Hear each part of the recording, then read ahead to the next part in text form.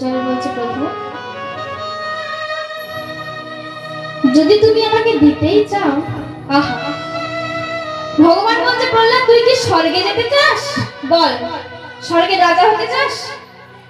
আমি তোকে স্বর্গের রাজা করে দেব।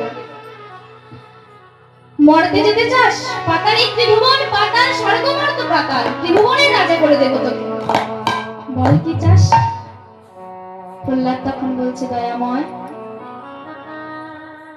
যদি তুমি দিতেই চাও তাহলে এই আশাই পূরণ করো।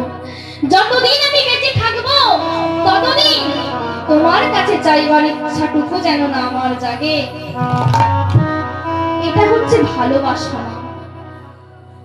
শ্রীমতী রাধারানীকে একদিন গোবিন্দ বলেছিল, রাধে তুমি তো আমাকে এত ভালোবাসো, আমার জন্য ধোঁয়ার জলে বসে কাঁদো, বলো রাধারানী তুমি কি চাও? শ্রীমতী রাধারানী বলেছিল, গোবিন্দ তুমি যদি আমাকে দিতেই চাও এই আশীর্বাদ করো, তুমি আমাকে যদি কখনো ভুলেও যাও আমি যেন তোমায় কখনো না ভুলতে পারি। কারণ আমার মধ্যে এমন কাঙালিনী, অভাগিনী, গোয়ালিনী এই বৃন্দাবনে অনেক আছে, তারা আমার থেকেও তোমাকে বেশি ভালোবাসে।